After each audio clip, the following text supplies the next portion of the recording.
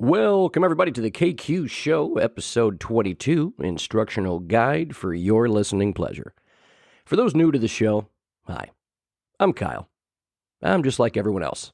I have a master's degree in advanced ventriloquism and a medium to large cotton candy collection. As a young lad, I had what my parents would call the gift of gab. I love conversations, interesting people, and most of all, just having fun. I'll be chatting with business owners, musicians, tie-dye repair technicians, and Martin's Deli lunch meat. Episode 22 brings us Talking with BreYonce I. I sit down with a good friend, Bree, and we discuss retail management, life as a newlywed, and the hilarity that life brings us. Enjoy the show. Welcome, everyone, to the KQ Show, episode 22. That's Spanish for 22. My guest today, she's a corporate store manager for T-Mobile. Yes. She's a proud dog mom. Yes. And a newlywed, Mrs. Brianna Ward Burks Wagner Stasiak and Anderson. I mean, you have to get all three in there. You have to get all three in there. It's like I'm Polish. Yeah, like a law firm name. Like, you married three? Yeah, it's like I married three different females. My mom, my dad, and Chad. You gotta represent. Well, hey, thanks for being on. Okay, I know we had to postpone this a couple times. I know most recently my mouth, I had to have a lot of stuff yanked out of it. So, you know, I was like, I can't talk at all. Because that was this past Wednesday, right? Yeah. Yeah, that's what I left where I was in Tuesday. I was in Portage, Michigan, covering. And I was up there. He's like, hey, we got coverage coming in at like 2 o'clock. I'm like, I'm going home. I'm not going to any other stores. Like, I had an ice pack. I'm standing in like the little booth trying to sell car washes. I see a car coming. I put my ice pack down. Like, it was so fucking bad. And I'm like, normally I'm like, I'm okay with taking pain. Like, it is what it is. Yeah. I didn't have insurance for years, so I'll just rock it out. I got a broken back, fucked up tooth, whatever it is. But man, I was like, Bro, I can't do it. I can't talk. Like, I was just in my, everything was dark. My bedroom had an ice pack on my face, frozen broccoli on the other side. Like, it's just dying. But I'm sure you were slanging that gear. I mean, I was, yeah. I had tears coming down my face. This lady's like, are you okay? I'm like, I just have some allergies, and I need you to buy something so I can put that ice pack on my face. So let's move it on. Come on. Let's go, Becky.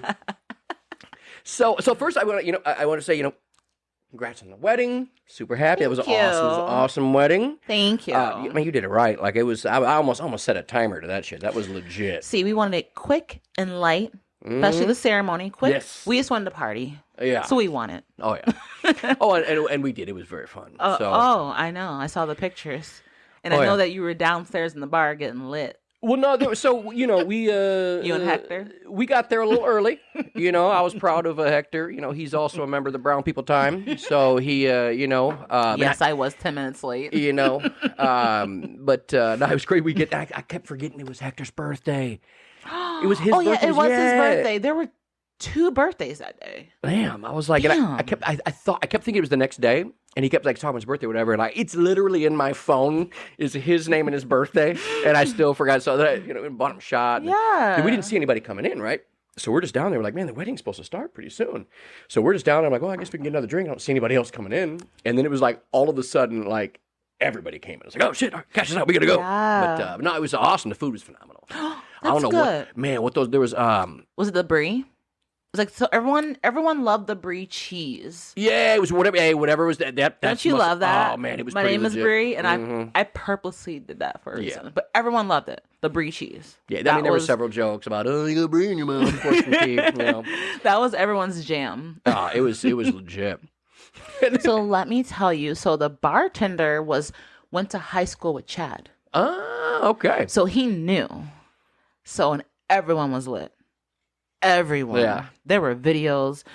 My cousin fell out of her chair. I was trying to pick her up. I mean, everyone was lit. Everyone had a good time. And that was the whole point. I wanted everyone to have a good time. Yeah. I wanted it very memorable. And that's what it was. Yeah.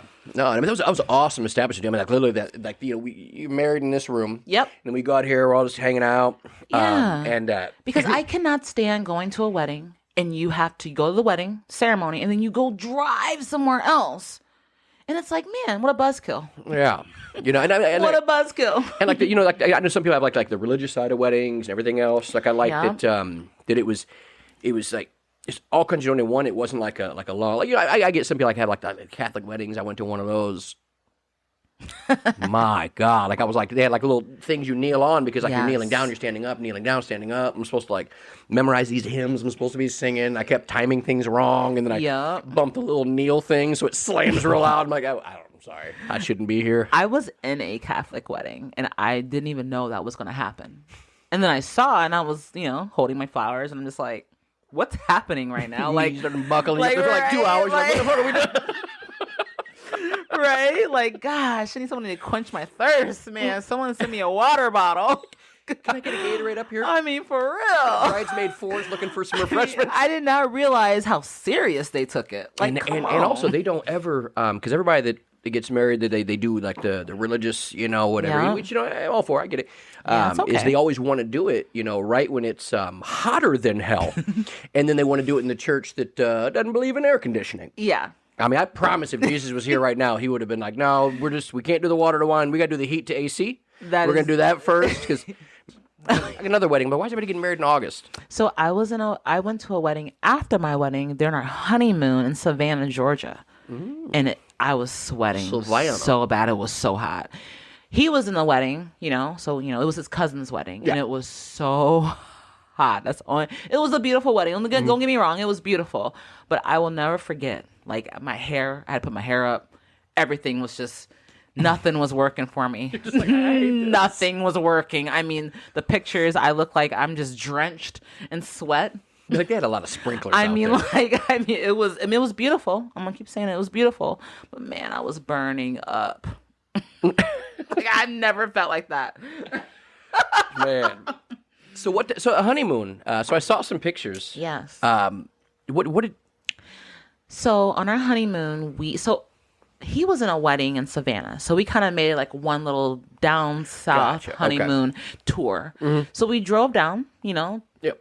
You get to know your husband very well when you drive, 10, 11 hours. That's almost well. I mean, I know him well for a while. I mean, we've been together for 7 years. Mm-hmm. But I mean, it was, a tough drive a little bit, part of the way. And I will say that Savannah, Georgia was so beautiful. People were so nice. We were taking pictures and people were offering to take our picture for us. Because you know how you take pictures and, you're the person holding the camera and it's kind of awkward and you're trying to like look right and get the right angles. People were so nice, so generous and offering to take pictures of us. That's awesome. And what I liked too is that, I was a little nervous. Is somebody going to run away with my phone? You know what I mean? Like... Ain't nobody got time for that. Yeah. You know what I mean? But everyone was very friendly. We drove from Savannah, Georgia to Mount Pleasant.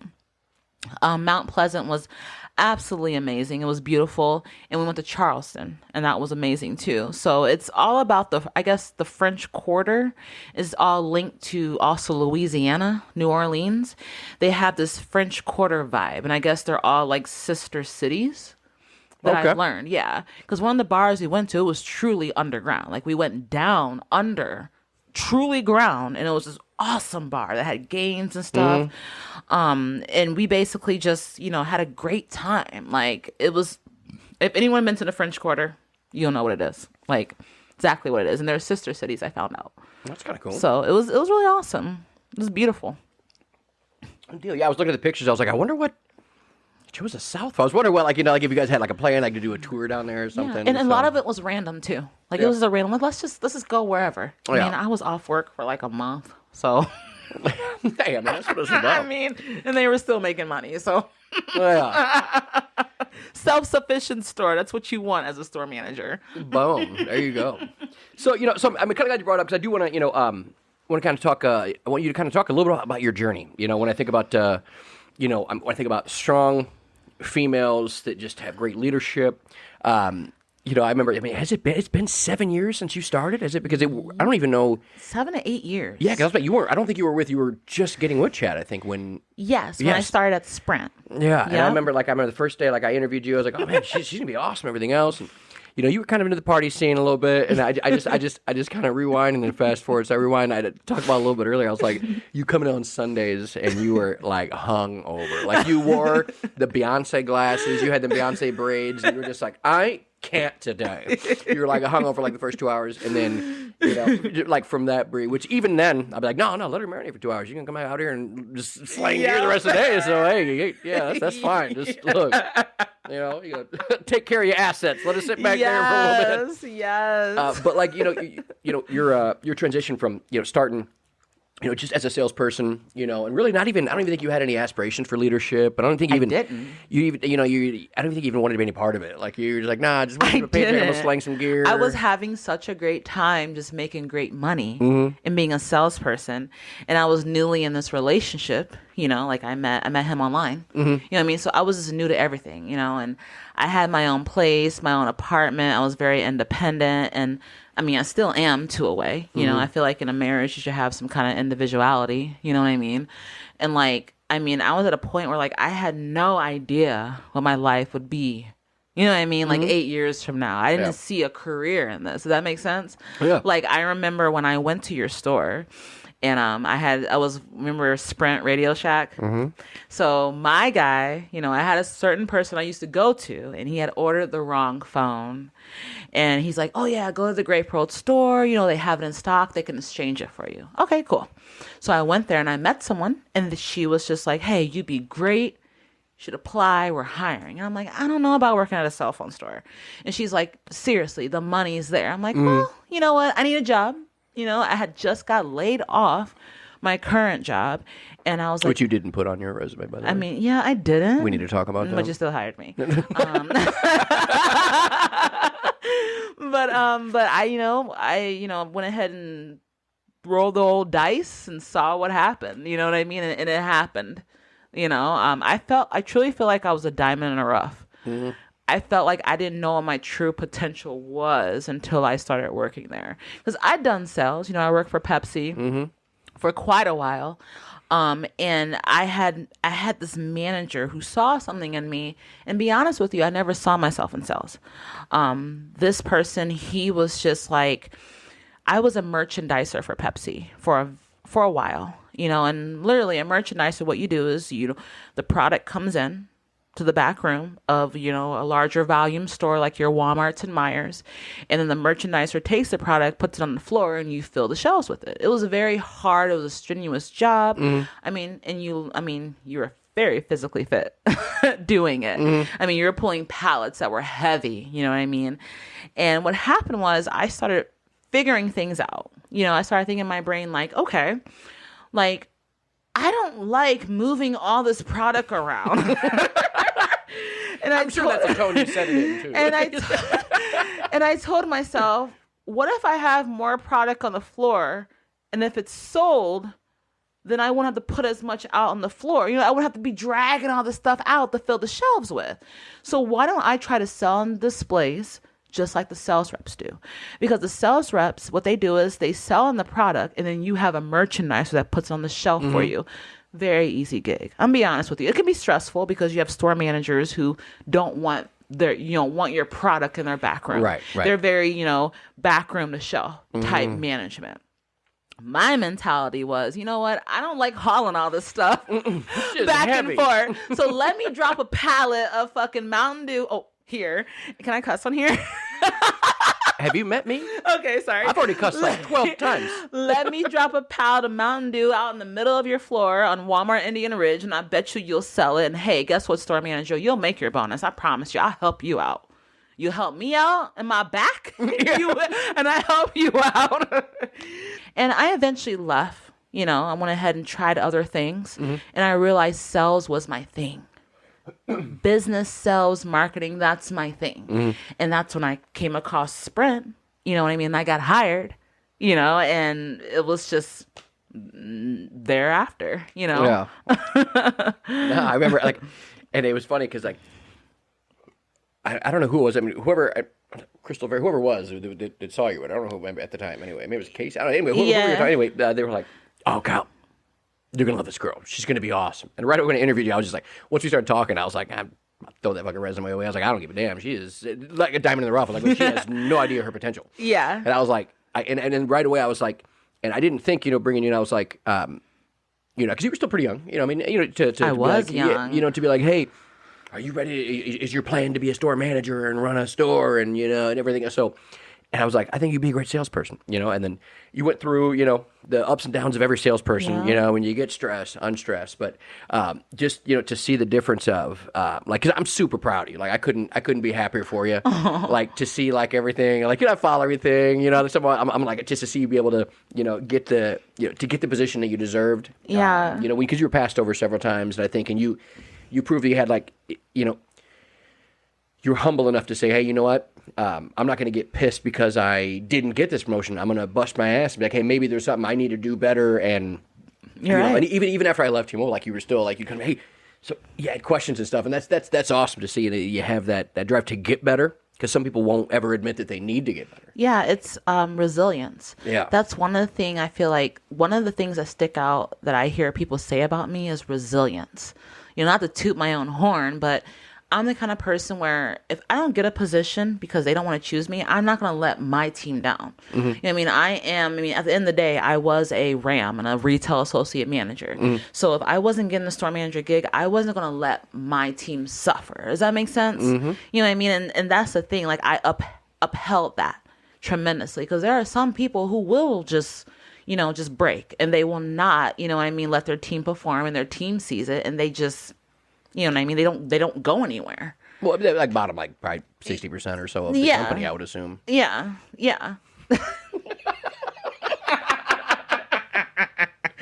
But I got passed up. I think I interviewed for the store manager gig 4 times. Jeez. 4 or 3 times, 3 to 4 times. Yeah. And the thing is, my manager said to me, she goes, I know you can do it. I know I know you could be a store manager. She goes, but you didn't show up for your interview. And that's the thing I could never understand. What do you mean I didn't show up for my interview? So I really dialed in, to my interview skills. Mm-hmm. The thing is, I haven't had an interview in such a long time. I became your assistant and then I had an interview for a store manager gig. So interviewing, I guess, I just didn't have the right answers they wanted, if that makes sense. They had this question about status quo, and I was just, I guess, I kind of went around in circles. They didn't want the answer they wanted. So obviously I got passed up for the gig. Right. I got you. There was a new store opening. I got passed up for that. I was told I interviewed well, but they wanted someone with more experience, because you got to create a whole staff and go through all the marketing and all that stuff. Right. But it took a lot. There were a lot of questionable times where I wanted to truly give up. To be honest with you, I did. Truly thought this wasn't for me, but I held on to it. And then in your district is there like a store that's number one or in the district? My store. Oh, okay. We are number one. Number one, number two, normally top 20%, always top 20%. The thing is, what I like is people always say I have this vivacious way about myself where someone says I'm very, inspiring. I have all this positivity. And it's crazy because as a store manager, you have to be selfless. You could have a lot of stuff going on at home, but when you show up, you got to show up. Mm-hmm. You know what I mean? If you come in negative, they will feed off of that. So you have to be positive no matter what. And with this business, so many things are changing. You have to adapt and evolve. Mm-hmm. And if you don't adapt and evolve, you're not going to survive at all. Who cares? I get it. Network's down. We get it. What are we going to do about it? Mm-hmm. How are we going to position ourselves? You know what I mean? But no, because you brought up traffic. So like the one thing I always said is the reason that we, had at our peak before COVID, because obviously after COVID, everywhere kind of dipped off. But we started with when I started, we saw 700 customers a month. Yeah. From 700 to 6,800. Yeah. And the reason is doing exactly what the fuck you're doing is if they have a problem, you fix it or you make sure they come back and show a willingness to help them through their issues. Yep. And that's all it is. Still to this day, I still have, T texted me yesterday and he was like, hey, a couple ladies in here asking about you. I was like, oh yeah? Send a picture. He goes, nah, you don't want that. But no, that's the biggest thing is if you take a big business like a T-Mobile Fortune 500 company, should I think like Fortune 200 actually, but you take them and you make it a mom and pop shop. Yeah. Like they come to see Bree. Like that's why they remember you, because you know what? When they had issues, they came to the Grape Road store. Yeah. And you know what? Like everybody else wants to turn that customer away, but all traffic is good traffic. I don't care what you say. You can argue. Anybody can argue with me for that ever, but all traffic is good traffic. Exactly. Because if you get 90% of those customers that come in angry, okay, the 10%, they're going to be fucking assholes. Yep. Doesn't matter. They're going to go home, beat the shit out their wife again. Yep. Whatever it is. You got your Karens and your Darrens. Extremely entitled. Yep. Oh yeah, pretentious ass. I want the last 12 months of my bill I didn't covered. get device protection. I broke my phone, and I feel like no. Yeah, well, no problem. We'll get you a new. We'll just get you a new phone. But yeah, I mean, if you're able just to retain those people, and they're going to remember, hey, when this, because the service, maybe it is already way better here, But if like, hey, when this comes around, we are going to stay here, and you know what? We're going to go to where they fixed my problems. Yep. Build a lot of rapport. And that's what I'm trying to do. Build a lot of rapport. Make sure people know, and in my city, that we are the store to come to. You know what I mean? We are the store you need to come to. You know what I mean? Don't go anywhere else. Come to us. We'll resolve all your issues. One stop, one shop. And that's what a lot of people want. Yeah, and even if it's something bad, even if it's bad news, give it to them. Yep. Give it to them straight. Be here's transparent. the bad news, but here are your options. What do you want to do with it? Yep. And one thing I learned from you is appointment setting. Yeah. I mean, appointment setting drives my business, and follow up. And people love when, the store manager calls them, hey, I got this deal. I can give you 20% off. Come in today. They love that. But I remember appointment setting. Remember that appointment setting? Oh, yeah. We used to have appointment setting all the time. Oh, yeah, because we didn't have the staff. Like, hey, we're busy as shit. What day? Today's a Monday. I don't have anything until Thursday. And we had VIP appointments in the morning. Yeah. Open up. That was, I love that. That was money. I was like, hey, if we can't get this shit done, like if it's a long, man, like you and T would every morning, like every other morning, I'd be like, hey, I got a 5-liner that's a big deal. I'm like, we coming in. I already got a fax over 25 documents. So gotta find a damn fax machine. But yeah, but no, that was clutch for sure. Yep. But I mean, I remember like just slanging gear and having so much fun. That's one thing I loved about you. Like we had fun. You kept all the pressure and the heat away from us. We never saw all that. And that's one thing I'm understanding as a manager. You know what I mean? I'm trying to keep all that heat I get. My people don't know about it. You know what I mean? I'm handling it a different way. And that's what I love about you. Like, we didn't know. And that's one thing, like, I didn't know being a store manager as much stuff that you have to deal with. The front end, the back end, the business, the labor, the budget. I didn't know until now. You know what I mean? Like, everything is measured, and it's just like, it's amazing how, like, if you're doing great on the front end of your business, you're not doing good on your back end of your business. You know what I mean? It doesn't. What are you doing? Yep. And I'm learning that, Finding the balance between them. I mean, dude, the things that you went through, oh my gosh. I mean, there's a thing, shit rolls downhill. Shit does not have to roll downhill. It doesn't. It doesn't. I mean, even somebody, and I appreciate you saying that. Somebody asked me today in my business now, they're like, man, I feel like this year, we're not really feeling it. It feels more relaxing because we're not really feeling the pressure of the numbers, and I'm sitting there going, that's because because these numbers are my responsibility. Yep. So I'm not going to be like, oh damn, this store's not hitting it. Hey, what the fuck are you doing? But it is. It shit does not have to roll downhill. You can't motivate somebody by threatening them. Yeah, you can't. And it's and it took me a long time to learn that too. And you know what I mean? So my job is to motivate you to say, hey, sell that smartwatch, sell that home internet, talk tracks. You know what I mean? It's my job to train and develop. And I love that. I love seeing someone that was, bottom 60%, top 20%. Like I have a situation right now. I have a new hire. I have a new hire. And he, month over month, was trending, but he's never truly been top 20% or has made the commission that I feel like he deserves. And this month, like he's trending. And I'm excited. And every day I'm like, what up, big money? Like that's me. Like I'm pushing him. You know what I mean?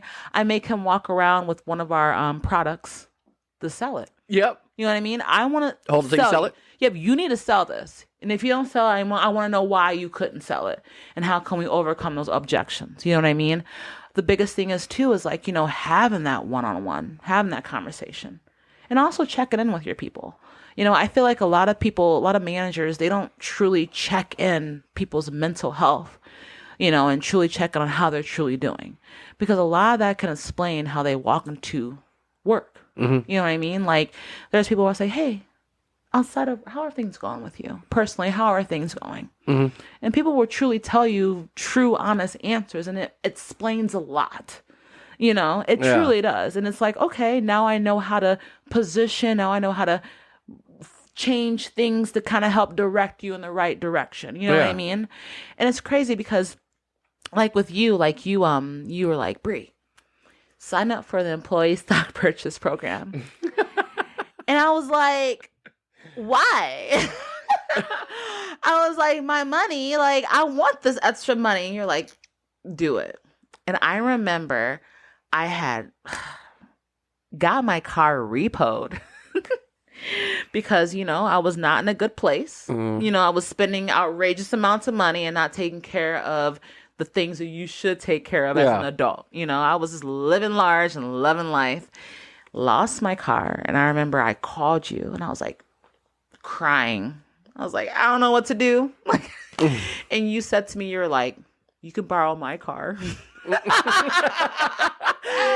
You're like, I can come get you if you need me to. You were so amazing as a leader. You were just you're doing everything you can in your power to make sure I was okay. Yeah. And I appreciated that because you could have been a leader where you could have been like, okay, so not my problem. But Ubi asked to work. You could have been that way, but you didn't. You offered your own vehicle to me, to go get a business deal. What kind of manager and leader does that? You know what I mean? And I remember you saying to me, you're like, Bree, did you check your employee stock purchase? And I'm like, what do you mean? And you're like, T-Mobile just merged with us. Did you check that? And I'm like, I have no idea what you're talking about. Let's go ahead and log in, Bree. Reset your password and get you in that Fidelity account. And I remember I pulled it up, and I was like, "Oh my God!" You were sitting on a small portion. And I remember I was like, "Okay," and literally took care of everything, and it felt like I started fresh. Mm-hmm. I had an opportunity to, move ahead in life, just because you directed me in the right place. You told me, Bree, do this, and I did it. And one thing people always say about me, I think you said this about me, you always say to me, other people say this too, they always say, you take an idea and you run with it. And that's what I always do. Take an idea and I run with it. And a lot of people, they always say that, Bree, you take an idea and you run with it. And that's what you have to do. You have to be fearless in this business, and you can't be scared. And the thing is, people need to realize, every company has their own issues. Oh, yeah. Network ain't the best for everybody in certain places. I know places where T-Mobile's great and AT&T and Verizon's not. Absolutely. You know what I mean? And that's the thing. You have to be fearless in this business. You have to. You know what I mean?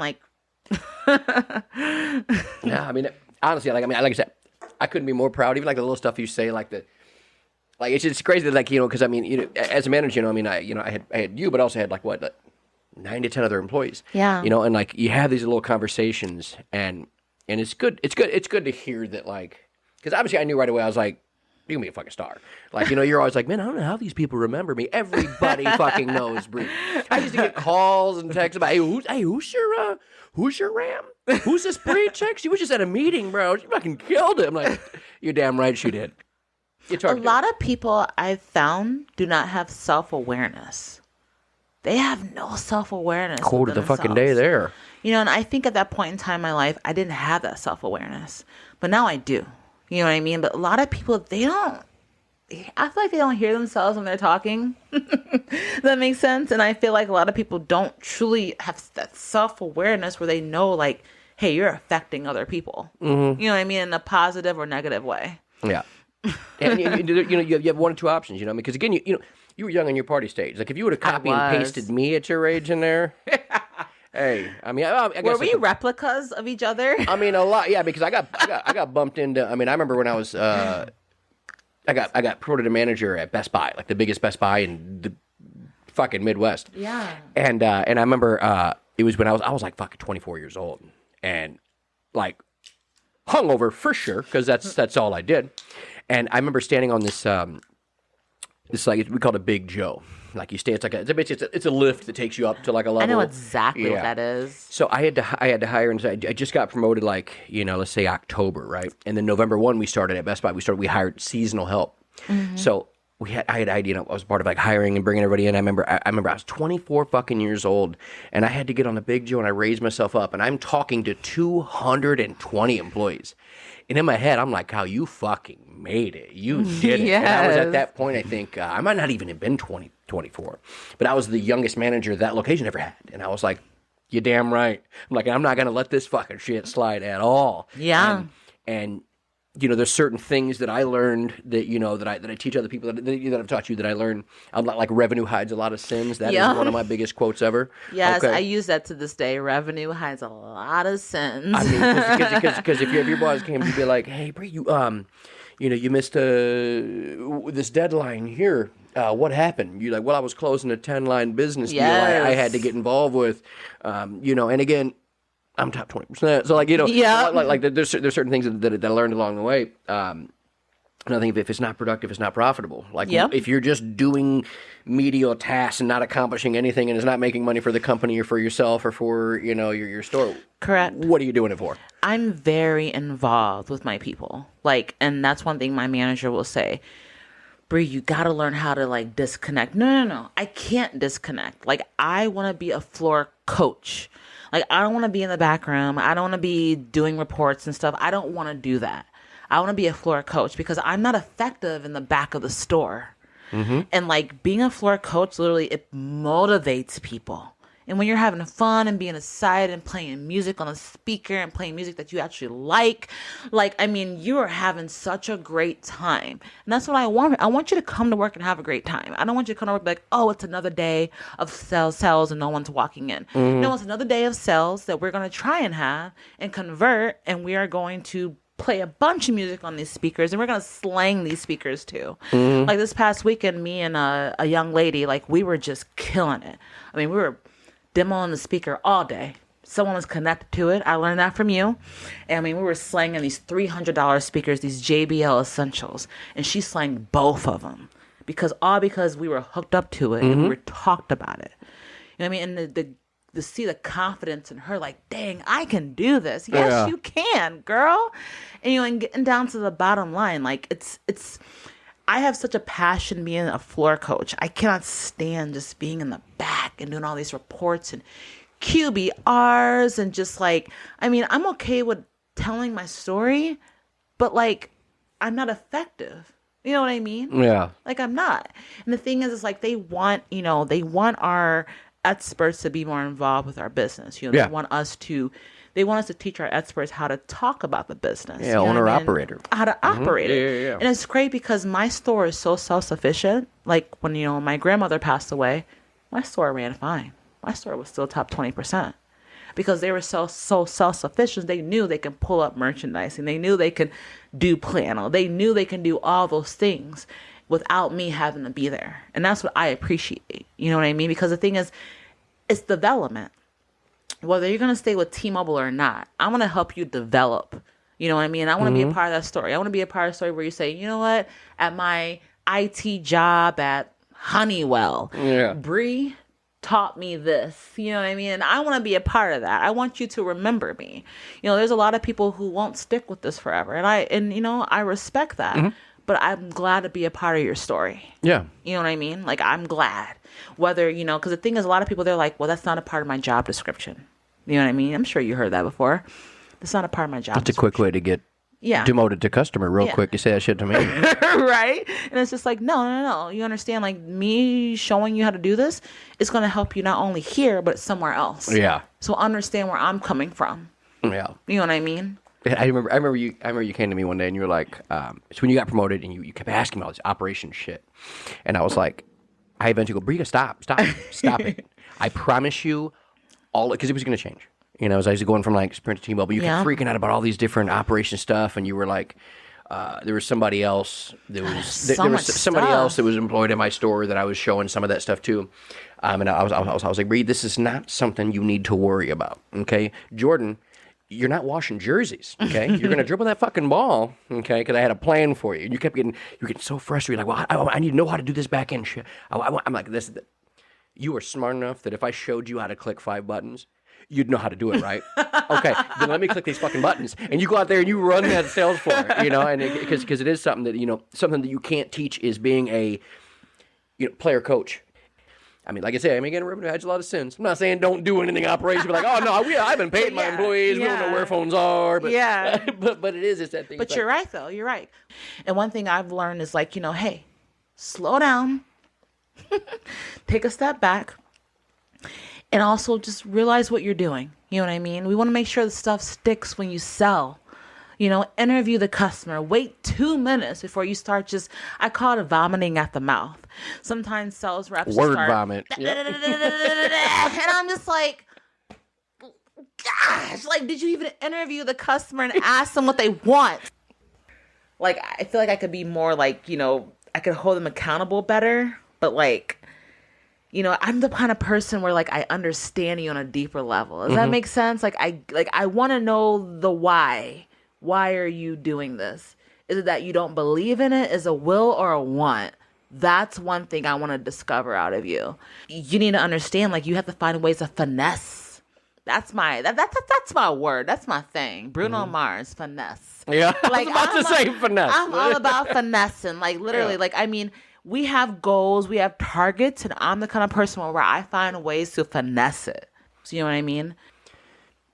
I travel like a lot for work, like more than I ever thought in my life I would travel. Like now I'm actually like plugging my phone in. You putting them miles on the RAM. Man, let me tell you what, I had to buy a cover for that. I had like about a tonneau cover for my truck. It was an open bed truck bed. Yeah. Because when you have an open bed, like basically the aerodynamics go over the truck and then it gets in the tail and it goes into your truck bed and then I could feel myself on the highway, because I'm talking, I was going like, in a week I'd be, Tuesday, Wednesday, it was an hour and a half to get to Portage, Michigan. Yeah. And then I come back Thursday night, hour and a half, or Wednesday night, hour and a half. Then I go to Elkhart, which is a half hour, then a half hour back. And then Monday I go to Niles, half hour back. And I mean, it's cool and everything. And they pay for drive time and everything else. But I was like, as I was on the highway, I felt like my truck getting pulled back. The faster I went, it's like it hits that tailgate. And I'm like watching my guy. I was getting like fucking like under 17 miles per gallon. Oh, wow. And I'm like, this is a 2021. Okay.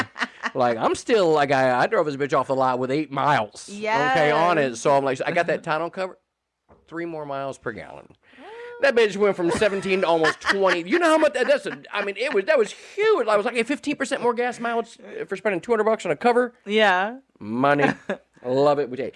Big thanks to Nicholas Max Featherstone and Gregory Cameron Zion for helping me install. It was like it was like raining and snowing. You know the thing they call wintry mix now. It's called just April and May weather. It's wintry mix. It's either going to snow or rain or just be slush. Yep. And that's what it was doing. Like it was coming down and like. See, that's what when I turn my trucking, because I got to do 4-wheel. Because I'm telling you, some of these mornings I went to. Like it was like, what was it? It was like right around Christmas. There was this what do they call, like one of those? They have a new name for it. It was like a fucking winter tsunami. Yeah. Or whatever. They're just making winter up shit. storm. They're just combining different seasons. You have yourself. It's a wintry mix tornado tsunami. Right. Now what that is? Midwest. Yeah. The Mayan calendar predicted that the fucking Arctic vortex. I'm like, what are we doing? I was driving to. I was driving 2 miles, and so here's one thing is the worst about driving in the winter.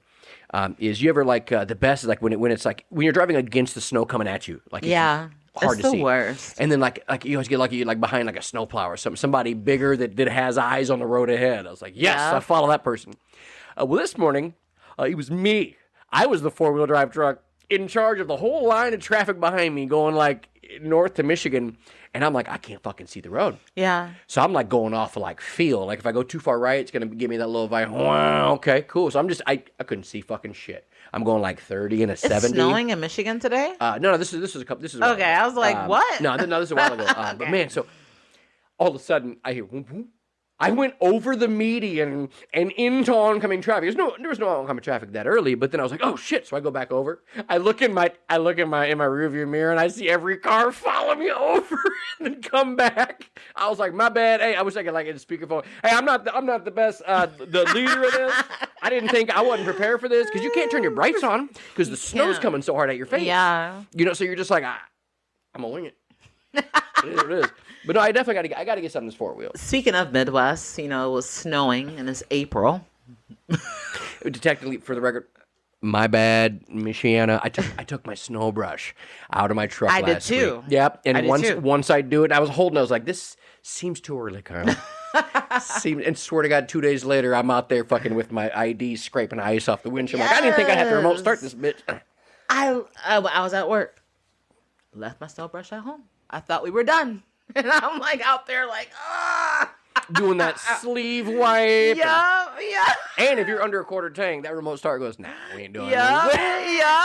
Hey, that remote. That is so true. It's the worst feeling in the world when you didn't put gas in your car and the remote start don't work and the freaking thing. Man, I'm telling you what, because hey, when that remote start works, I get in there, I got that heated steering wheel, my ass is all you warm. All cozy, you're like, let's go. Comes with a chick that plays with my testicles as I drive. Yeah. Dodge is on it. Dodge will throw in, it was a bonus. $11 a month, but she don't eat much. Would she listen to Sirius Radio? Yeah, I just tossed her some dry ramen. Put on some R&B, yep. Slow music. The little Joe, I want to know. Play with your testicles. Why you say it so proper? Why there? Like, play with your testicles. It was like an advertisement. If you'd like your testicles play with, press 4. Right. We'll play you some Ursher. Yes. Ursher. P-Town. Bump. Right. You see my meme on Facebook, A-Town. Yes. That's the first thing you do. Dude, first off, whenever I hear 369, no one understands. Like, I realize now that it's turning 40 as an older gentleman. The age gap has, in my entire life, there's been like a little bit of an age gap. Like, when I was like 24, as manager hiring 18-year-olds. Cool, 60-year, cool, that shit makes sense. Then it was 30 hiring. Then all of a sudden, now I'm like 40 hiring these cats, and like, I'll have some banger jokes that should land so well. I'm like, damn, I forgot that you could be my grandchild. You could be my kid. Like, I'm like 40, like hiring these 18-year-olds, and I'm like, I'm hitting like a joke, and like somebody's like 369. It's nuts. Like when you look at the birth date and you hire people, you're like, oh my God. Like, I'm like, you were born in the 2000s? You were born in 1998? Oh my God, you were born in the 2000s? I was graduating high school and you were born? Speaking of hires, I told you earlier, I had my one bad hire. Which, pause the game, you'll have 1,000 more of those. He was great. Don't get me wrong. he had a great interview. He told me he could speak Spanish. He told me he could do all these things. I should have tested him, but I didn't. But I should have had him freestyle some Spanish for me, but I didn't. Yeah. But this guy, he literally just stopped talking to me. Ghosted me. So I had my first job abandonment. And it was just like, wow. Hey. How do you go out like that? Like, I would at least communicate, hey, I'm not coming back. I would at least be generous and say that. No, this cat did not do that. Good interviewers. Yeah, so that's the worst when you get some of the interviews real well. He played me. Yep. Because you know what? Because great salespeople recognize good salespeople, but a great salesperson could be a shitty fucking human, but they interview real well. That's true. I got a buddy that could interview for any job. It could be President of the United States. Guaranteed he'd get it because he just interviews so well. But he's in there going like 2.5 hours later, nah, this ain't for me. I'm out. You're right. But yeah, you can have great salespeople, but they can be a shitty interview. And even as salespeople, they can be a shitty salesperson. You know what I mean? Like, they can be just over-promising and not, under-delivering. You know what I mean? Like, doing stuff where they shouldn't be doing. Like, that's not transparent. That's not honest. Yeah. You know what I mean? Like, now, so when you interview, I might say this. So do you interview? So, like, whenever I was interviewing somebody new, I would have them just, even before the interview even happened, hey, before I decide to interview, I'd like to see if you're going to be a good fit. Bring them and have them almost work, not a whole shift, obviously, because we don't pay them, but like, I'd like you to see how the sales floor works, and like schedule the interview for like a time that's going to be busy, to where they can see how the operations run. Like have them walk around with you a little bit because That's a great idea. Because then you sit them down and be like, now is this something that you're gonna this is what you're going to be dealing with 100%? Because it'll break that that fake wall because they're going to have the answers for every question. Yeah. They're going to strongly agree or strongly disagree. They're going to score crazy high marks on their tests. So they're going to come in like, oh my God, this person is set up to be the fucking CEO of this company. Yeah. Because they lie well, but you put them in a stressful situation where this is the worst case scenario of what your job is going to be, and if you're not ready to handle this worst case scenario, you bring them in, then you start interviewing them, and their guard's down. They're in their mind, they're like, I'm not. I don't think I'll be able to handle this job. So they're not going to be ready to hit you with lies and bullshit and be like, well, yeah, I worked for Joe Biden for 12 years. Like, wait, who? Because literally with this job, like you are a psychologist. I mean, you are. I mean, you deal with family matters, you deal with divorcees that need to split up their account. I mean, and on top of that, I mean, you are a financial advisor. I mean, you are telling people to get, the right phone, but financially, because, we make money off our subscribers. We don't make money off of the phones we sell. Right. So, I mean, you have to think about the business on that aspect and be like, okay, like, I mean, this person, obviously, they're not going to be able to afford this high $50 a month bill plus 70 and 18 on top. You know what I mean? So think about it. You know what I mean? And it's just like, it's interesting because you are literally being a financial advisor, letting people understand why they have a down payment. Hey, you have a down payment because of this. And they don't understand that. They're almost sticker shock, if that makes sense. Like, oh wow, like I have to pay up front. Yeah, you do. Yeah. And they get frustrated with us, but it's like you need to understand. Like, I mean, at the end of the day, we need our money. And we make money off our subscribers, not the phone we sell. I mean, I don't make money off of you until a year later. So, like, let's be real. Like, yeah, I know your H&R Block card's going to go through for that down payment, but can you pay $150? That's what I loved. When T-Mobile took over, they finally paid. There were people that Sprint hired and paid salary to work in a payment arrangement department. Like that type of shit is so dumb. I'm like, what are we paying? What are we paying this whole department? And they took a lot of money into retention because they understood what was going on. Because I was a part of that. Because retention, I mean, in its definition, is the ability to keep somebody by offering some type of either relief or incentive to keep you under this umbrella contract that we agreed on originally. That's what retention is, and that's what that's what our company's doing now, which is great. It's like we don't need to pay people to answer the phone if somebody's canceling. We need a button that says, "Hey, Breon Awards, Burke, Anderson, Smithsonian, Wagner." It says here, you were washing 3 times a month. What if we gave you the next 3 months for $20 off? And you know what? You're like, it was about money. Yes, I'll accept that. Yeah. That's a retention offer. That's a department you need to invest in. Yeah. That's a defense. Yeah. Stop people from leaving, not stop people from keeping their phones on when they're not paying the bill. You haven't paid your bill in 6 months. I mean, hey, I'm telling you what, I don't know why and who's not doing it, but bring back that fucking sidekick. Dude, let me tell you. Is there rumors about it? Because that fucking thing. It's not, but like I would love they brought back the sound. Do you remember? You pressed a button and it goes. Yes. They're now not letting you expand the storage now. Like the new Samsungs, no more memory card slots? Yeah, there's no more these SD card slots. Quick plug, my SD cards are on discount right now because phones don't support them no more. Man, I don't know the last time I even touched an Android device. Premium Samsung phones, there's no more SD slots. So what? So I mean, it's just a SIM. So now they come standard 128, or you have to size up to 256. It's almost like iPhone. Like they're relying more on their Samsung storage account. What to do? Like iCloud. They're chasing the cat. Pretty much. They always follow because they want to see how iPhone ends up. Which it never happened. And a lot of people, they're like, well, Samsung, they always start. No. Let's be real. It works. Like one customer goes, why do you like your iPhone? Because it works. The iPhone works. When I turn it on, it works. When I want to text someone, it works. And if you have to buy an Android, I get it. Obviously, financially you're not doing well in life, or you're making bad decisions. Which okay, You're not over 30. Yeah, exactly. And I get it because I was an Android cat when I was younger too, bootlegging shit and everything else. But I was like, when you hit 30, come on, grow up. If your green text comes through when you're 30, yeah. My HT motherfucking C. I'm not even talking to you. Nope. I'm getting mean. And I'll tell you what. Remember the bolt? Look. I almost broke a knuckle, and Craig almost broke his heel, over trying to, out of pure frustration, on HTC, their Bluetooth range was 4 feet. When I went on a bike ride, I had to put that fucking phone in the top part of my backpack and ride like this. So fuck 4 feet. We're talking like 9 to maybe 10 inches, not even a foot. Like, yeah. If I went straight, it was breaking it. It was like, oh, we're making this. Stop. What are you doing? You have an antenna inside. When I first got hired at Sprint, the bolt was being returned. Because here's the deal. It's like, okay, so we're going to make a hard aluminum body. Okay, so you ain't never gonna need a case.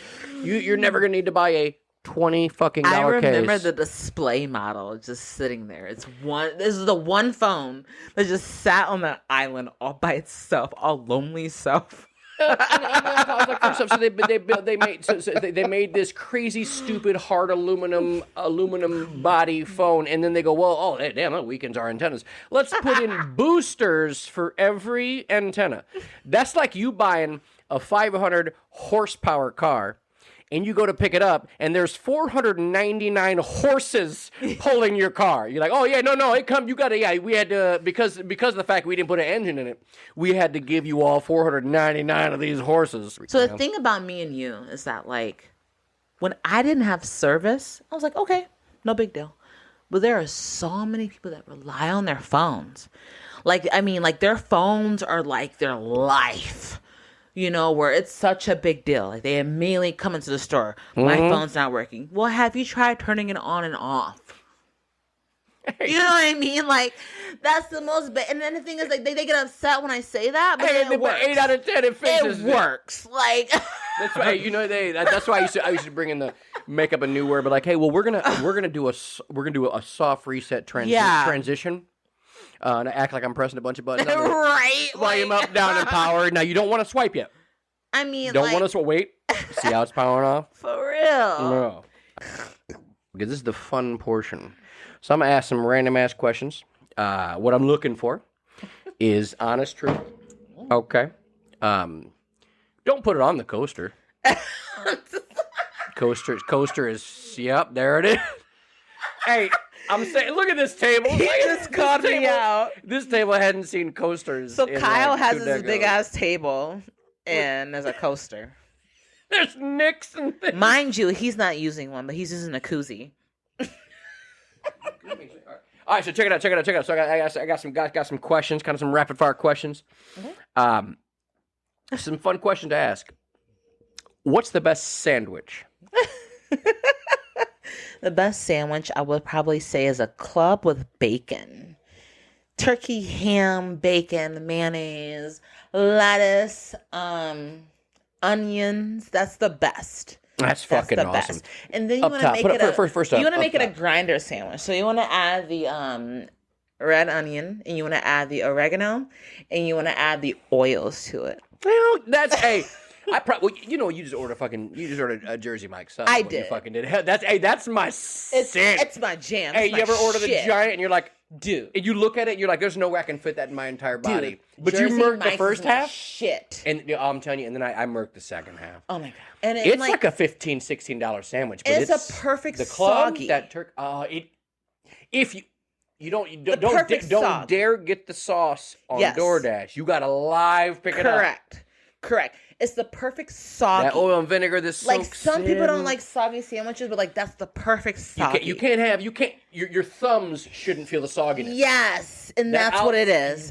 That's what it is. I tell you what. Oh my gosh, yes. Man, when I worked at Circuit City, we used to get these hour-long lunch breaks, and then they would be like, hey, well, as long as you're not drunk while you're working, we don't care what you do on your lunch break, which to me that said you fucking 1 to 2 drinks. Right, 1 or 2 32-ounce Coors Lights, you'll be all right. So we used to go and fucking like we go to Don Pablo's. I don't know if you remember. I remember that. It was legit. Yeah, the best dips. Dude, the dips were so much. They had the upstairs. It was all authentic, and it was. I remember that. It was so fire. Donnie P's. We'd go there and we'd fire on like, cause they had like these like $2 24-ounce whatever beers. We'd go and just murk like 3 of them. We had an hour-long lunch. We were right there on Grape Road. Remember Fridays? I don't want to talk about it, dude. Hey, let me tell you what I did. What I did learn. Couple things. That was the fattest that I was for a while because I realized like it was just so obtainable. Oh yeah. We would just every night, and even if I wasn't even eating, I would still like murk 4 or 5 beers. Second thing is I have the accumulative of damn near $500 worth of Fridays points. Hey, so me and Will, we get to Chicago when we take a trip to Vegas for work. We get to Chicago, and I was like, hey, let's hit up a Fridays. He goes, Fridays? We're in Chicago. There's like, I got a bunch of points, man. He's like, what? I go in there, I show the Friday. We're like at just outside of the airport. We had to stay the night. It was during that whole winter fucking freeze, solstice, whatever the fuck they're calling it.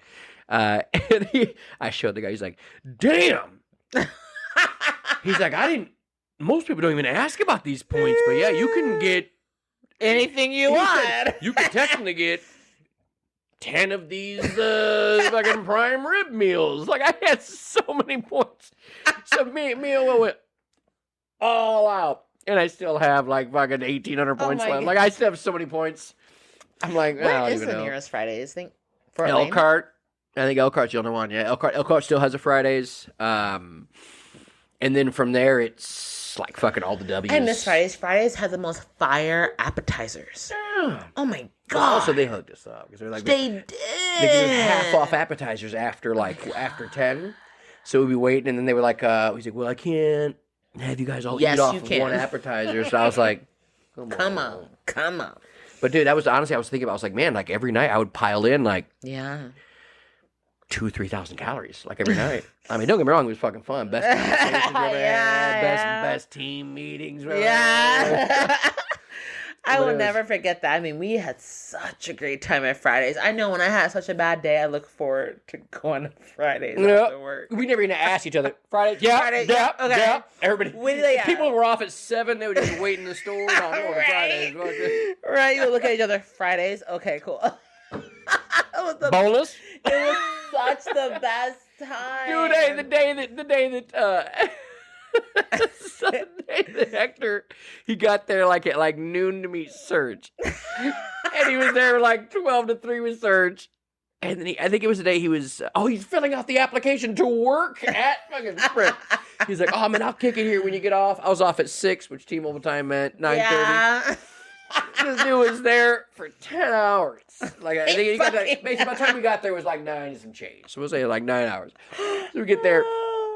And I'm taking the test for him, which had a lot of fucking hard-ass questions to be a tech. It was like, these 9 circles are attacked by these 8 circles. Yeah. Which circle is going to be a smaller circle? I was like, man, I don't know. I would just, September? Yeah. Go with false. I don't know what to tell you here. Somehow he passed the test. But they were like, he was like, he's been here since noon. Yeah, and it's almost midnight. He's been here for half a day. That sounds like Hector. That sounds like him. Oh, for sure. No. Ordering DoorDash when I was real drunk. That's how it started. Are we recording? Yeah, we're live. We're in here. Okay. So because I'd woke up like so many mornings on a Sunday morning, and there's just like 5 guys sitting there, like just like I was like, what did I do? So I'm at Craig's house. Is the best. Oh, it is. Hey, see, go no bun, no lettuce. Don't go that lettuce wrap bullshit because I don't trust lettuce from fast food places. I don't. It makes my belly hurt. I don't. Have you tried the Five Guys grilled cheese? But you get to add additional toppings to it. See, it's so fire. Are you talking like live? You getting it live there, or you DoorDash? Live. Yeah, because I feel like a grilled cheese. Because I'm not really a live. I like to just have everything brought to me. It's just easier that way, because I don't want to drive that far. And then what if there's a long line? And then what if I see somebody I don't really feel like talking to? I You know, know what I'm it's saying? the Like, worst. you know, especially after you work all day. Like, why don't you just do a pickup? You can save $5. I'll pay $7 Yeah. to not talk to you about this ever again. So I have to run into anybody that I know. Because then I'm gonna get home. I'll be out of my clothes, into my comfies, into my snack happy clothes, watching my comfort shows. Oh, for sure. Hey, I bought Peacock for $5 a month. Wait. Time out. So the Office Do is you no have longer, Xfinity? Yeah, but it's It the whole should be thing. No. free. It's I gotta pay. I gotta pay more than that Why? to get the box. I don't have a box. I don't have a TV box. I pay for their It internet. should be free. It's you gotta have like a double check. I did. Talk to her. I'm not gonna say more about my Comcast bill or the benefits of switching companies. Because they might take it away. No, the gift cards are in the mail, so don't wait until let me get these gift cards, and I'll go to just Under Armour at the Lighthouse Mall. I promise I could spend. You ever go to Lighthouse Mall? Under Armour store? It could be any holiday. It's like, it's Secretary's Day. Buy one thing and then take Stacy home for free. It's crazy. I'll let you take a minute. You're good. Yep. Nope. Not gonna stop it. Well, no, because we're back live. So me and Craig, every time we go to the Lighthouse Mall, or me and Sextonian, Jeremy Sexton, they trick you into buying so much stuff because they're like, oh yeah, no, if you buy buy right there that $10 rack, buy anything there, and you get that whole rack for free. Yeah. You get three of it's like buy one get three things an extra 80% off. And then do you have an email on file? I'm like, yeah. All right, well, sir, we owe you $100. Yeah, no, the Lighthouse Mall, their marketing's amazing. Like, they have, if you notice, they have the signs. Literally, the signs say what you just said. And then you walk up there, and it doesn't happen sometimes. Oh, no, I usually don't. I feel like never had that. What do you mean? Because, No, I'm like... see, I have had to... Nike, you go to a Nike store? They're garbage. I know. It's you go in there and I'm just seeing shoes that I can buy off of your clearance because I have a shoe problem, so I get alerts when things are on clearance. They just sell like 10-year-old gear for regular pricing. Yep. And I don't understand why everything looks like it looks like I've been washing it for like a long time. Yeah. And I'm a kind of a sweaty dude, so I got to wash my stuff all the time. And I'm like, I'm not gonna buy a shirt that looks like it might fall. Remember Aeropostale? Yep. Their necklines. You wash it once, it's like he's got nipples out. I had an ex-boyfriend. I remember his neckline used to always be stretched out to irritate the shit out of me. Be like, oh my God, like what the are you the fucking Hulk? Dude, they call it bacon collar, like bacon neck. Yes, like what happened? It's the worst when if I take a shirt off, because sometimes I have again, it's all Under Armour gear, but like I buy all, but if I take it off the hanger and I see it's starting to waffle a bit, looking a bit like bacon, I'm like, oh my gosh. I'm like, I guess one more wash away from flapping. Like when it starts flapping, it's terrible. Do you remember when like polos was like the thing? Most guys wore polos, bright blue. White. Are you saying like it's not khaki the thing anymore? Shorts?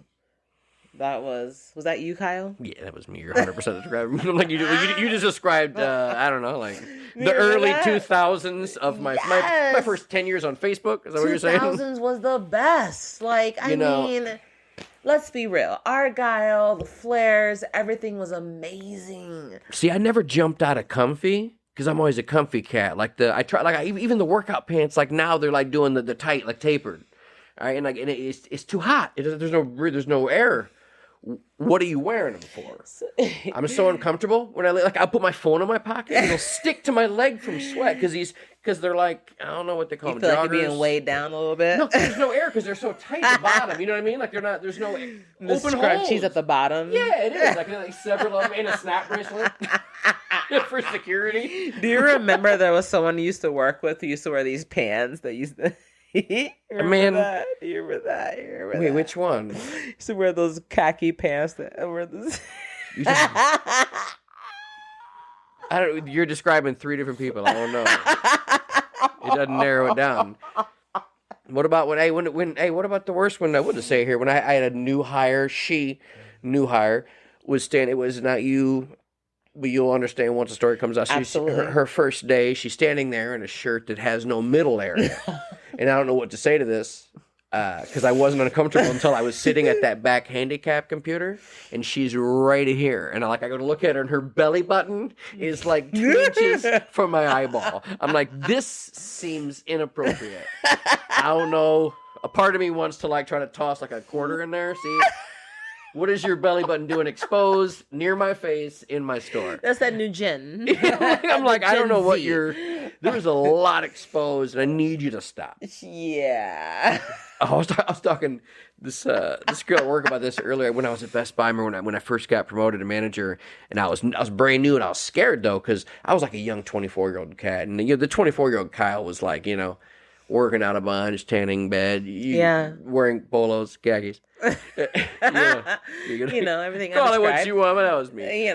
But my other buddy was the hiring person for Best Buy. So he was just hiring these of age, just hot chicks. Attractive, beautiful chicks. Yeah, well, so this one, it's her first day, and like we had like at the manager's office, like it's a locked door. It's like not the manager, it's more like the operations office, I guess HR, whatever. It was like locked. It's where the safe was. But past that was like this door that led down this creepy hallway. There's like the breaker, like where all the breakers were. If something goes on, like all these big whole like long hallway, just scariness. But right here was the lockers for like the shirts. I'm like, all right, so cool. So I open this like a metal, like these like metal door, like a steel, like kind of like locker type thing. So I'm like, what size?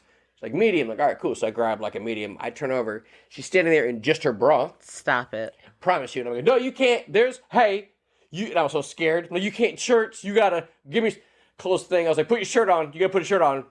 Old shirt, new shirt, whatever.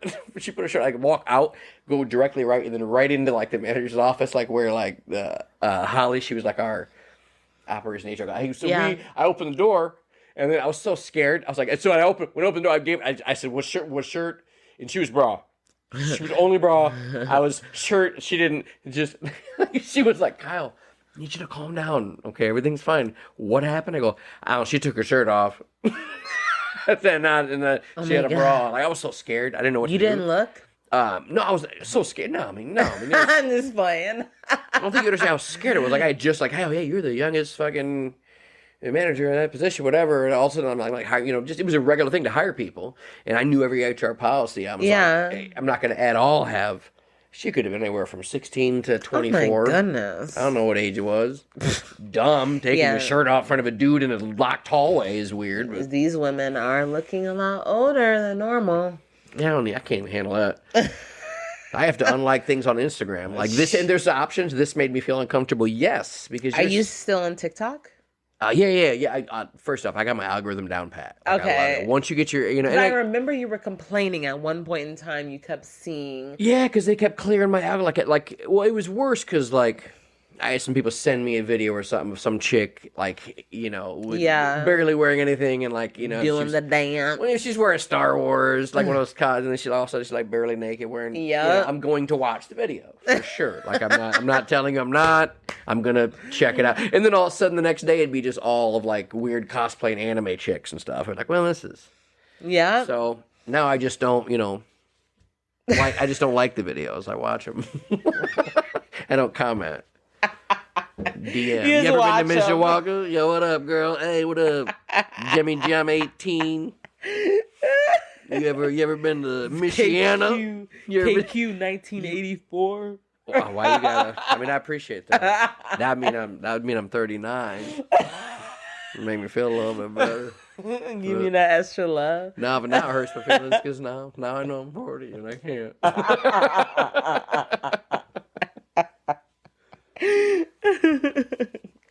Man, so I have a funny story from last night. Me and Feather, we went to the gym, and right after, drank 4 big beers. But wait, you guys went to the gym?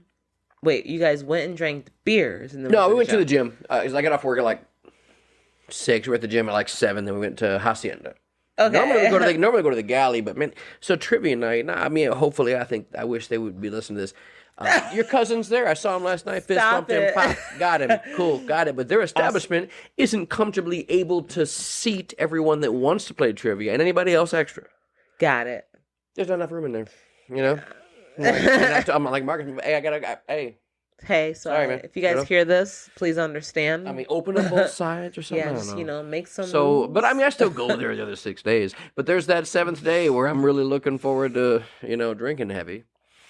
But no, so we were going there. So we were gonna go there. We walk in. I'm like, oh, what up? Sorry, cousin. Like, hey, Pat. Yeah, What was that sound? Something's breaking. that's me. Sorry. No, so then we ended up going to Hacienda, and so we're sitting there, and like these 2 older ladies are behind us. It was kind of later at that time. At Hacienda, nobody's at Hacienda at like 8:30 or 9 at the bar side. Yeah. So we're up at the bar. We had at that point, I had we were like 22-ounce beer. So did Feather, and this lady behind these 2 old ladies, her phone kept making the Ring doorbell alert like a fucking lot. Like every 30 seconds type. And like, the sound, it makes me think someone's at my door. And I look right away at my phone. Yeah. But it was so loud because she was an older lady. Maybe I would assume she didn't have good hearing based on how loud this fucking thing was. It was so much. Sometimes back to back. And as I was trying to make fun of her about it, it would go off again. I was like, Jesus. So finally, I was just, after the second beer, I was like, all right. Even everybody kept walking by, why is that so loud? Can't she turn it off? So I go, I'm like, Patty, Dorothy. I turned. First off, they both looked at me. I just said those names, just joking. I didn't say it rude. It's like, hey, Patty, Dorothy. They both just looked right at me, like they were wearing like name tags or something. I just said 2 old lady names. I was just like, hey, are you gonna answer that? Like, what is that? Your Ring doorbell? Like, did somebody or your grandkid they get that for you for Christmas and they're trying to get in because they're getting killed? Somebody is at your back door. She says, it's my cats. I have these, before she can say backyard cats, the fucking Ring doorbell goes off again. I'm just like, I can't hear you because it keeps going off. I'm like, just look at your phone. What is it? She never looked. It's just going off. She just said it's her cats. And I'm like, what is, you're lying. That has to be like, you strap this to like the front door of like Walmart or something. It was just always going off. Like, what is your cat? Is your cat just going, bet she's a Hacienda again. Just so I've been like, there's no cats. Like, there's no cats. Dude, I was just, and then I didn't realize, but like, I turned around, the bartender's dying. Because apparently, like, I heard all the waiters were talking about, like, oh my God, can you shut her phone off? Why can't, no, but she never looked. She never looked. Yeah. Like, that's an alert. Like, I have a lot of alerts I turn off. I'm not even alerted if I get an email. Do you still have the Ring doorbell? Yeah. And that's the only alert I get. So if that motherfucker went off like so many times, like there's something wrong. Like, yeah. Like when I had the raccoon on my porch. Little Randy's bitch ass. I'll never forget that. Randy, man. He's hanging out. He was coming down, eating food, taking it back up to his family. Then he got too fat to bring them back food, so he would eat it on his way up. Oh my gosh. Randy he had good intentions. You caught him, right? Yeah, we let him loose. Oh, man. Plymouth, Indiana. Oh. Let him loose out there. Yeah, love Plymouth. Great place. Hey, it's a great place to be. Right. It's to a live, beautiful city. There's. Oh no! Oh, hold on. We were talking about bucket lists before we got off track like a long time ago. I'm talking like this might have been yesterday. So in 2022, we started talking about. You got anything on your bucket list? Anything you really want to get done? So, I actually really want to go back to school. Yeah. I know it's kind of weird, but what I'm doing is not my end game. It really isn't, and I really want to do something bigger and better or something different. One thing I learned was like, I love working from home. I love that. You were good at it. You were always responsive too. I didn't mean to interrupt, but you were like at home. Most of the at home work. Oh, you're just watching TV. You were like, answer done, email done. Yeah, like I love working from home. I love being my own boss. Like I loved it. Just having control, and that was nice. And that's what I kind of want to go back towards one day. But I mean, I'm gonna take advantage of the fact that my benefits cover school. So why not? Why not take advantage of it? Yeah. So even if it's something you just want to learn about, like yeah, makes sense. Yep. But I mean, other than that, more dogs. Yeah. Maybe kids. We'll see. But other than that, I think for now, I would say I'm comfortable. Does that make sense? Yeah, that's a lot. That's something a lot of people can't say. I'm comfortable. Yeah. But it's weird because I'm comfortable, but also kind of uncomfortable. You know what I mean? Because I feel like there's always a level of uncomfortability and everything in life, though. Because right? I'm so used to just what's next. That's my mentality. What's next? What can I do next? What's my next thing? And that's where I'm at in my life. What is my next thing? You know, what am I going to do next?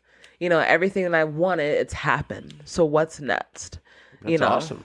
I mean, that's a good way to think about life, though. Yeah. I mean, I just rewind back to a little ass Bree just in there, I know.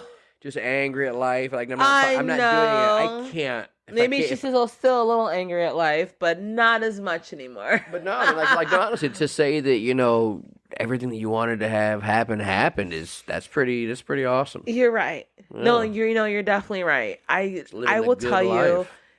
I did not see myself here at all.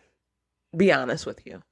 I didn't see my career in the cell phone industry being what it is today.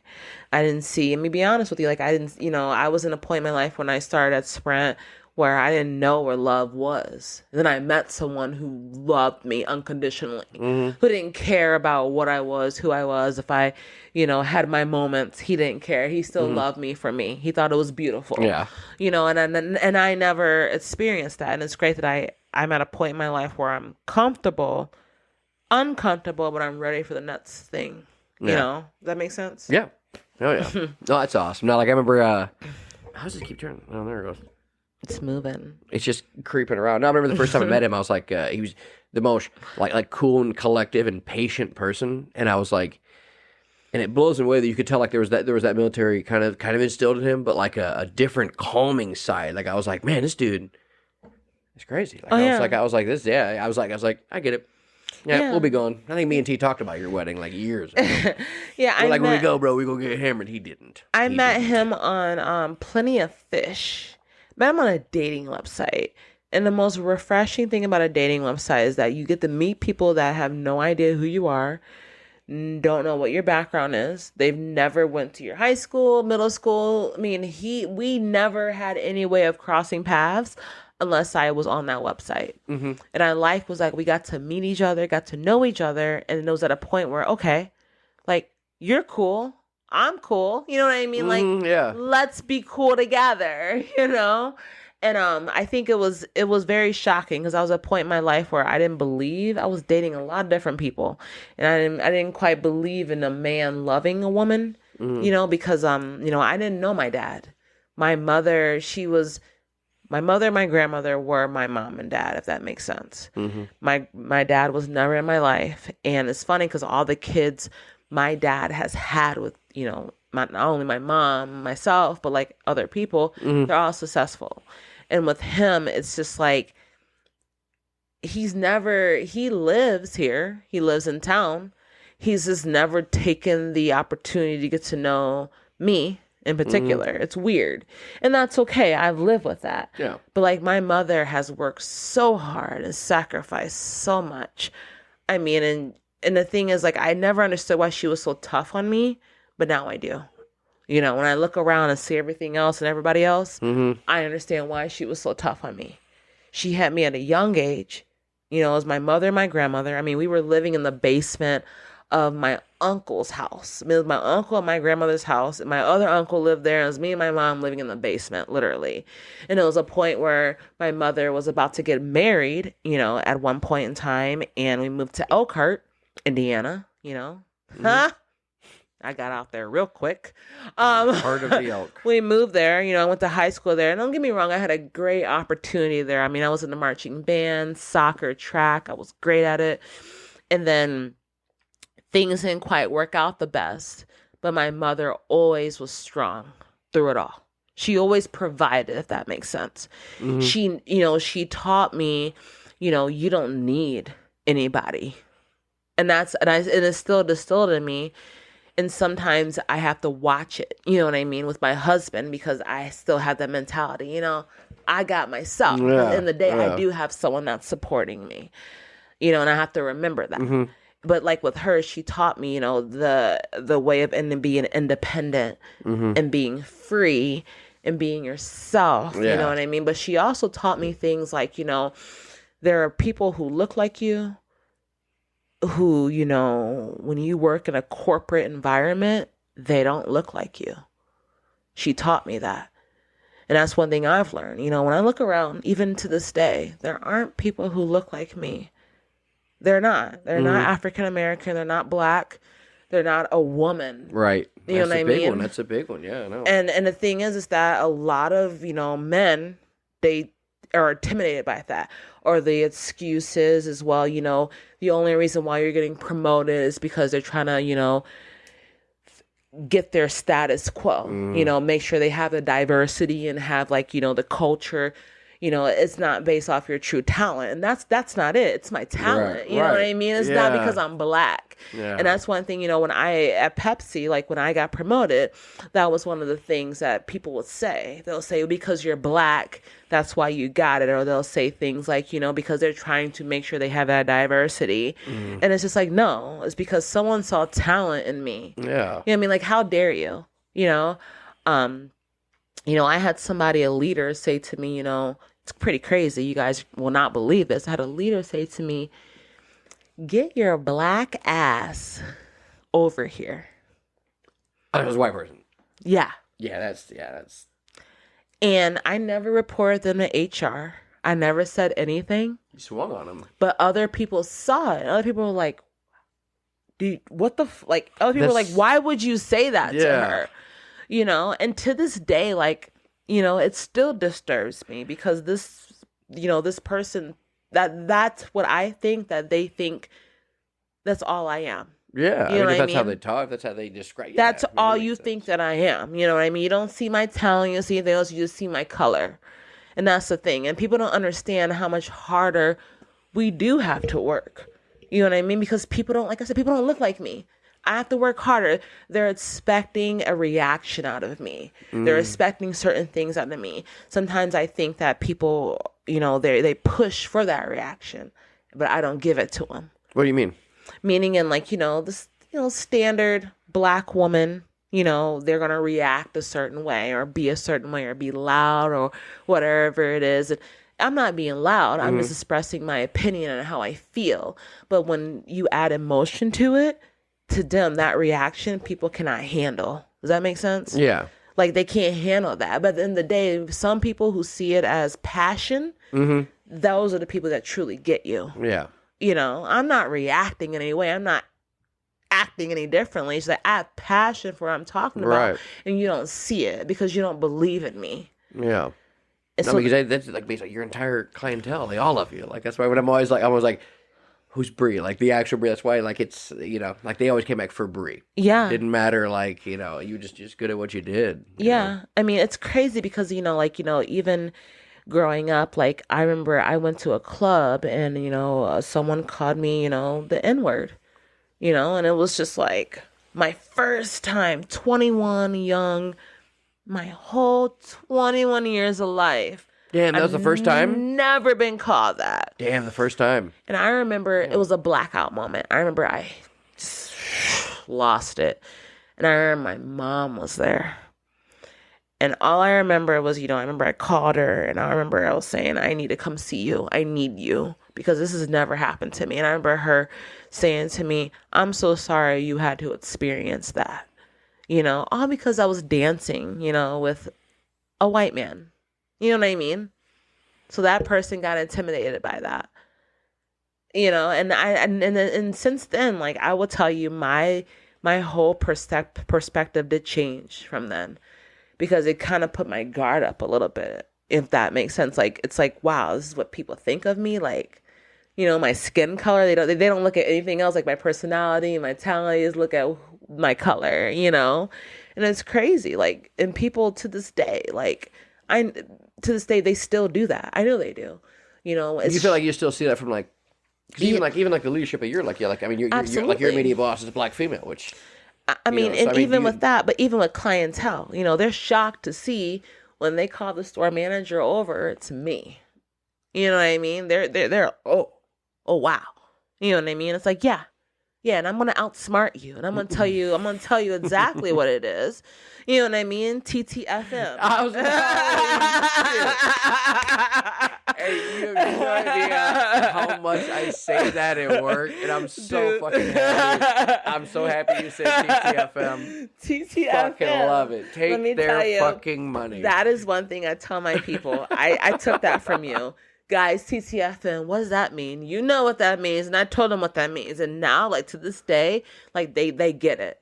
Like, they make you mad, get mad back. You know what I mean? Because when they leave, Prove your them paycheck's wrong. bigger, and they're out in their car going, damn, we came in there being racist or Exactly. homophobic and everything else. And then now we have a whole Exactly. bag full of goodies. Exactly. You know what I mean? Like, TTFM. That's fucking awesome. I said it today. It's like, why didn't that guy buy a membership?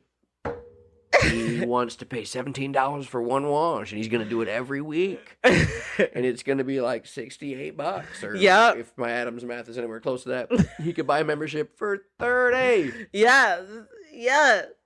Why didn't you want to do it? Because TTFM. Done and done. Marcus, welcome your first day because TTFM. Because when you ask for a raise, that guy's going to be paying for it. Yep. Exactly. We'll take double the money. Exactly. Just think about it. We tried to get you to save money. Right? Like, hey. All right. So we have made it almost 2 hours. with some clever editing, live editing. Yes, with a lot of like things that cannot go on here. Yeah. I saved them in a special folder. It's just I email it to corporate@tmobile.com. Yep. HR corporate. No. I'm glad you came here. What I was gonna say earlier about proud. I'm proud when you said that you think about your employees' personal lives more. Like you ask them about their personal life. Yeah. What is going on? And that's something that a lot of managers don't do. And you've always had that in you. And I'm glad you said that. So Yeah, I mean, because the thing is, like, our jobs are not. I mean, I know we spend a lot of time at our jobs. About 82 hours a week or so, and it's just like. No, I don't. That sounds terrible. Is that what you do? Wait, I mean, not a week. I'm sorry, every 2 weeks. I was like, Bree, your salary.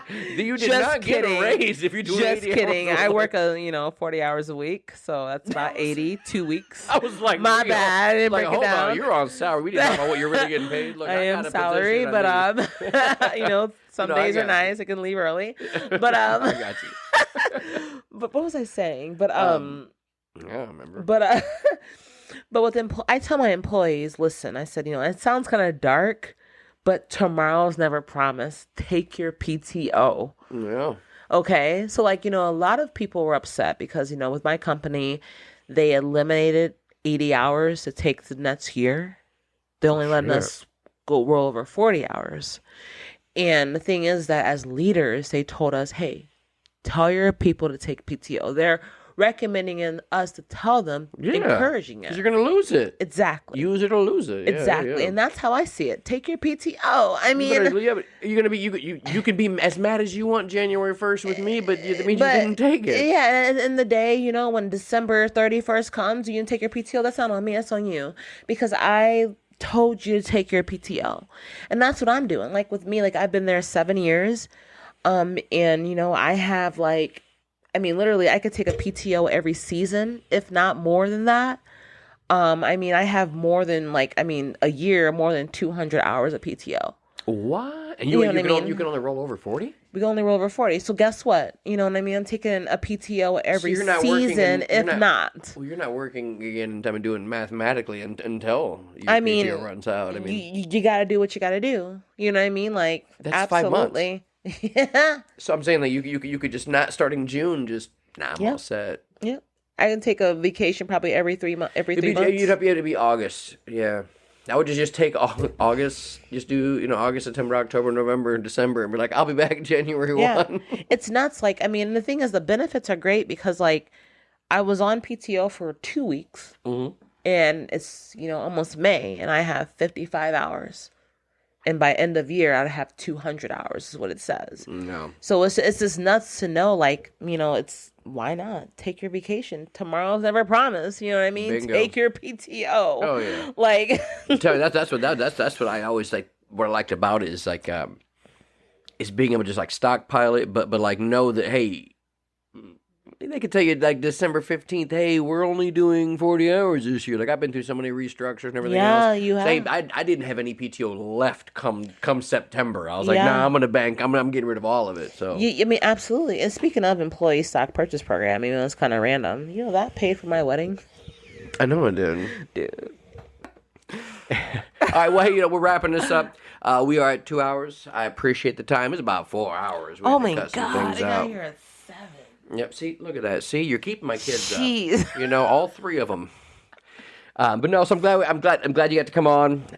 It was amazing having you. I'm happy to see you're married. You're happy. You're doing everything. You're successful, making your money at T-Mobile. So I'm very happy and proud. All right. So thanks again for having. Any shout outs you want to do? I'll let you take the time to do that if you need be. Absolutely. I want to give a shout out to obviously my husband. You have been absolutely amazing and supportive through the past, 7 to 8 years through my whole journey in life and growing up as an adult. My mom, obviously, my grandmother, miss you to death. And I want to say a shout out to someone very special, dear to us. Sweet Tea. Yeah, big Sweet Tea. Oh, Sweet Tea. We need to do an episode, all 3 of us. We've The already sweat got a buddies. plan. You ain't got to jump in here. It's The already sweat done. buddies. Yeah, we've already got your schedule. We've already booked your PTO. But Sweet Tea, he's also, a very special person to me too, because, he's known me since, since I was like 21. I'm young. Mm-hmm. He's seen me grow up. He's seen me get the sales positions. He's seen me sleep in my car, after partying and going into Walmart and writing an order. He's seen it all. So, but, most importantly, and I want to shout out to Kyle. Most importantly, thank you. Thank you for having me on your show. Absolutely. Thank you for always being my biggest supporter, finding a diamond in the rough. But if anything is thank you. You've been great. You've been a great mentor, even to this day. Everything you've taught me, I'm still using to this day. Awesome. I am. It's working. It is. I'm proud. Well, I appreciate that. Thank you very much. I appreciate that. So, Yeah, well, to this day, is absolutely everything you've said to me. It's working. So, well, good. I'm glad. I'm glad you remembered a few things like revenue hides a lot of sins and TTFM. That might be the 2 worst. I'm just, All right. Well, hey, thank you again. I appreciate it. And thank you, everybody, again. I hope you enjoyed the episode. And thank you for listening to the KQ Show. bye.